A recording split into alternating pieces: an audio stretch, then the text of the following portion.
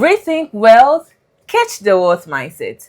As Proverbs 23 verse 7 says, as a man thinketh, so is he. Today we are delving into the nitty-gritties of wealth to know if wealth is all about money or there are other things that pertain to wealth. You are welcome, Saint Asibi. Thank you. How are you doing? I'm fine. And how has the day been? Been great. It's been great. That's nice. So, I've known you for some time, and you are known as someone who sells fabrics, cultural fabrics, Northern Kente and Asante Kente and all. How did you start this entrepreneurship? As a graduate of University of Development Studies, what made you go into fabrics? Okay, thank you for your question. Initially, it was not my goal. The whole idea started when I sent application across. After our national service, I couldn't get job. I sent application all around, but no institution called me. So I was just there and I asked myself that my mother is a trader. He fries yam and tofu at circle. And if my mother could do this work and be able to have a lot of buildings, take care of 3 children, all of us, to the university, why should I sit down and wait for government to give me work? If she had not been to school, but if she could do this, I can also do better. So I started with groundnut paste, go rounds, deliver it to chop bars, restaurant, because I do it in a large quantity and I distribute it all around.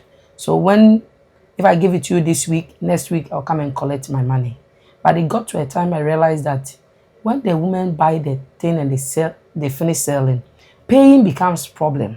You drag and drag and drag, and I decided no. Then I'll have to rethink and venture into something else. Rethink wealth. Yes, and venture into something else. Actually, where I got, I always wanted to do something that pertained to where I am coming from. So I decided to make Toza, Fee, and this thing, and our local delicacy. Yes, but upon finishing where I wanted to establish, upon finishing my container and everything, I realized that somebody has done the same. Tiozafi. Yes, around the same place. Wow. So I now sat down and I said, no, since she have done it, then I have to rethink of something else. So I decided to enter into Northern Kente. I started small. When I started my shop, my Kente was only 3. That is about 12 years. And I'll spread it across. But when people are passing and they see the Kente, they will say, oh, let me pay. I wanted Northern Kente, but somebody have opened, they will come. Maybe my design I have, they don't like it. So the person will pre-order, make deposit and pre-order. Through that, small, I was able to get new ones until the shop became full of Northern Kente. Then it got to a time, when people comes there, they will ask of Ashanti Kente, Ashanti plain. We have plain Kente that we used to make combination with the Ashanti ones. They will say the Northern ones are too thick, they want the Ashanti ones. So I sat down and said no. Then I have to add that one too. So I discussed with a friend who is already into the business. So he now explained everything to me, introduced me to the weavers who weaves for her, and I ventured into that one too. I was there, I started with the Ashanti Kente, the small ones. As time goes on, I realized that other people can afford the big ones because the big ones are expensive. The big Kente design. Yes, we have the Kente. When it comes to the Ashanti Kente, we have it 2 types. We have the one that the weaving is on top of it, that the design is on top of the Kente. The other ones too, you weave the design inside the Kente itself. So I ventured into that one, small.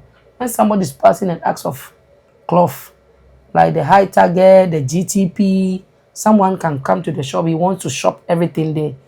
He or she is going to marry, he wants the cloth, and I ventured into cloth too. Wow. So it depends on what people come to ask of. Then I will bring in.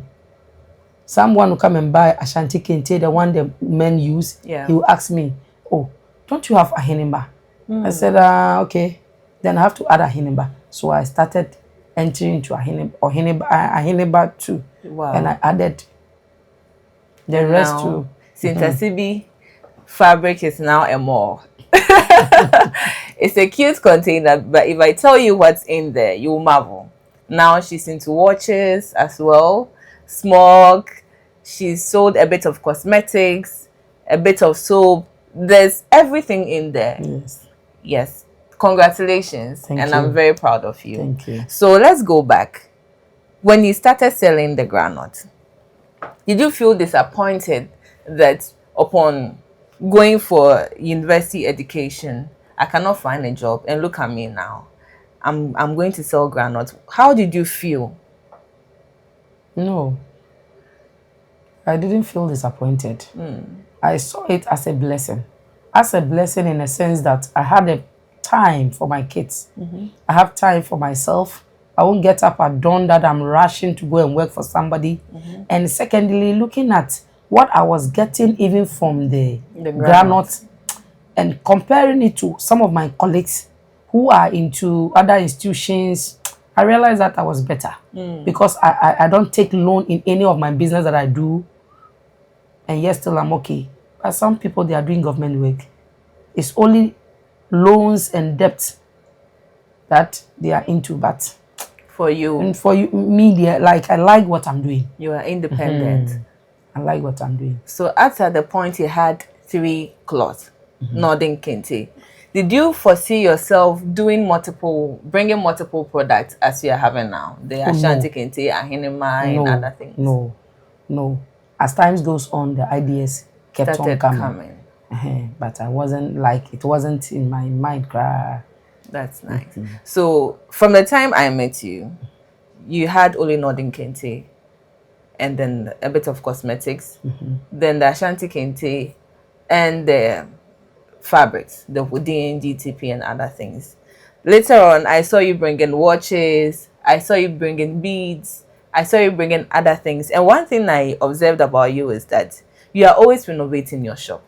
Today you lay a carpet, the next morning you change the painting, you change the position of things, and as a manager, as an active manager of say Asibi Fabrics, I was impressed, and that was how I got to know that you have a background, a level of education, because sometimes people who sell things, they don't think about investing and renovating their shops and their things.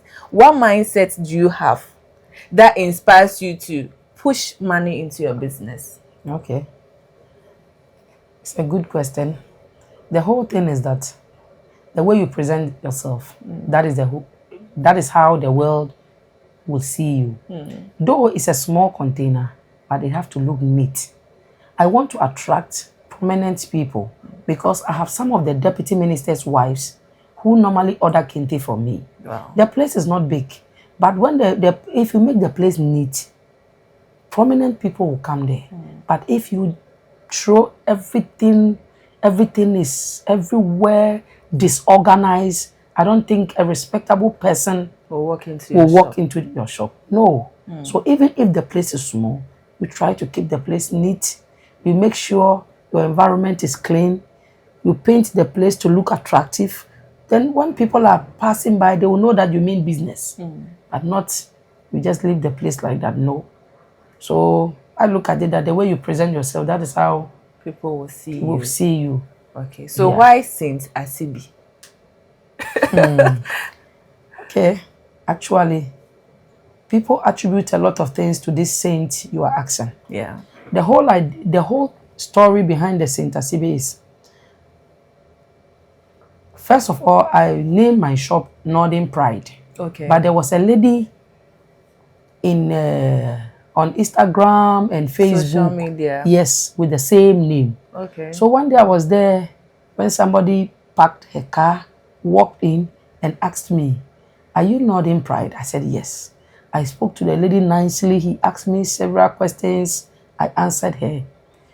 But after everything, the lady told me that she is Northern Pride. That she is the one who has been in the social media and that sort of thing. Some of his customers do ask her that does she have a shop, that they have seen a shop with the name Northern pride. So she, in fact, we are all ladies. So she will love me. She will like if I would change the name because she have registered that name. Okay. And I said, okay. And I thanked her. So I was contemplating. When I got to the house, I was contemplating, asking friends, what name do you think I can give to my shop? That will. So in fact, that very day, when I went to bed, what I was discussing with my friends, in the dream, I had a dream. Okay. In the dream, I was discussing with a friend in the dream. The friend, I don't know her personal in this, like personal. You don't know her personally? Yes. So I was discussing with a friend that what name will I give to my shop? There was a man passing by in the dream. Okay. The man just turned and told me that, Asibi, you are called Asibi. Why don't you make it Saint Asibi? Nobody has registered that name. You try that name. Go and register. It's not in this thing. So when I got up and I said, hey, Saint Asibi, what kind of name is this? So I tried. I contacted a friend who is very supportive in everything, called Margaret. And she said, okay. She has my name. Oh, wow. She said, if that is the case, they will verify and see whether it has been registered or not. Okay. Truly, she was the help. She was the one who motivated me that register it. If nobody, truly, the way I had it in the dream, truly when they went to registrar, they investigated. The way the man told me in the dream that nobody has registered it, that was the same thing that it happened in reality. When they went, nobody had that name. Wow. That's the story behind Saint Asibi. Saint Asibi Fabrics. Yes. So now the shop is called Saint Asibi Fabrics. And it's registered. Registered. Yes. And it's right at Kukumlimli, near Joy FM. So has the name Saint Asibi impacted your business? Okay. Actually, I see it to be name. In the spiritual realm, I don't know whether it has any effect or not. Not, but actually, it's a name I know God gave to you. Yes. It's a divine name, Saint yes, Asibi. yes. Gazetted Saint Asibi Fabrics. Yes. That's nice. So you are a wife, you have children, and you are managing your shop. How are you able to combine all these together? Your role as a mother, as a wife, as an entrepreneur. How do you do it? Okay, actually, the whole thing is I normally get up early, take care of them. When they go to school, I also come to my shop. Though I do it in such a way that I will not be late to shop because I put myself that if I were working for someone or for the government, what time will I go to work? So I try to get up early, take care of my everything. Around 4 a.m. I'm up, make sure I bath and do my everything, prepare my children breakfast. By 6:30, they are off. I'm also trying to ready to come to work. Yes. That's fine. Do you see marriage as an important aspect when it comes to wealth? Or let's say, has marriage even helped you, Saint Asibi, and your business? Oh, actually, yes. The support, the encouragement, the advice, everything I'll put in the shop, the support he gives me, do this, do that, that alone is enough.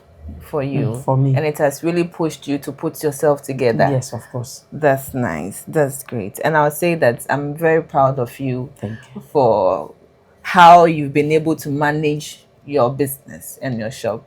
And I'll say that you are a source of inspiration for others. I've seen you giving advice to other people. I think you should do this to your shop. I think you should buy this container, and it works for them. I think you should go. So I'll say it's a blessing. Of course. The ideas coming in, the efforts, and the motivation you put in your work is also encouraging other people. Now, how do you see wealth from your experience? A graduate having no job, you could have sat down and said, "Hey, I'm waiting until I get a job. I'm not moving." You decided to make a move. The groundnut wasn't working. You went into fabrics. You have gone through a whole lot of scenes in entrepreneurship. How do you see wealth? Wealth, the whole thing is like you don't depend on somebody. Okay. You can also make it on your own by entering into other businesses and that sort of thing. You can also make it from that angle. Exactly. We don't have to be like you are a graduate, so no matter what, I have to do government work. If you get it, thank God. If you don't get it, you have to venture into other businesses and that stuff. There are some people, they are not business-oriented people, but you can decide to enter into something you love. Yeah. Let's say your own is not into selling. Your own is into something that we use our hands to do, like into fashion, hairdressing, doing dreadlocks, doing something. Yes, your own is like that. You can also venture into something. Go and learn some skill, put the university certificate aside, learn skill, and do something for yourself. Yes. I believe in wealth. You can create your wealth. You will not wait for somebody to come and create it for you. Yeah. No. So wealth is what you do with your skill or Yes, with of yourself. course. It's not something that someone can make for you. No. Because there are a lot of people who have never been to school before. Yes. But they are the richest people in Ghana today. Yes. Because if he has not been to school, but he will sit down, you go and bring your certificate and come and work for him. For him. Yeah. Because he has used his brain. Yes. The brain that you have refused to use, he has used it. So you bring your certificate and come and work for him, and he will pay you. You see? So you create. We should always ask for wisdom when we are praying. Yeah. So that all the time, you will know where to venture your money into. Yes. Okay, so in our dispensation, we have people out there who have been in your situation, who are in your situation at that time, a time where you graduated from school, couldn't find a job and all. But there are some mindsets that is holding them back. Probably they feel shy, or they are thinking of what their friends will tell them when they see them selling kente or selling shoes, doing something at Kantamanto. We have a whole lot of insecurities. Now that the social media, whatever you do, you can come out there, and then how people will see you may not appeal to them because of what they are doing. What would you tell them to encourage someone who is not finding a job? Oh, okay. You see, a lot of people also, they consider the dressing that they will get up in the morning, dress, go and sit in somebody's office. But look, whatever you are doing, you can dress the way you want to dress. Whatever you are, even if you are selling pure water, and that is what is making you money, you can dress like somebody is going to work for the government or somebody is going to the office. Maybe because you think you are doing minor job, and that will make you look dirty for your colleagues. When you see them, they are in their cars and that sort of thing. You can equally dress the same way. You can dress like you are going to, because that is your office. Yes. So you don't leave yourself just like that because you are doing minor jobs or something like that. I do fabric. I don't go to the office. But I look at that place to be my office. So when I'm coming, I'll present myself as if I'm going to someone's office. So it's how you see it, what is in your mind, what you want. That is what will make you feel like, me, I don't care about anybody. Whatever you think about, that one is your business. Yes. I don't have... It's like what you say doesn't have effect on me. No. What I'll get from what I'm doing is what my mind is on. Yes. So that one there, you shouldn't be shy of anybody. No. That's nice. And I can say that you look so beautiful. Thank you. With your Northern Kente design mixed with batik, right? Yeah. Yes, you look beautiful. And observing you for some time, you dress very well. How you portray yourself would definitely attract people. Yes, and I side with you that what you do is your office.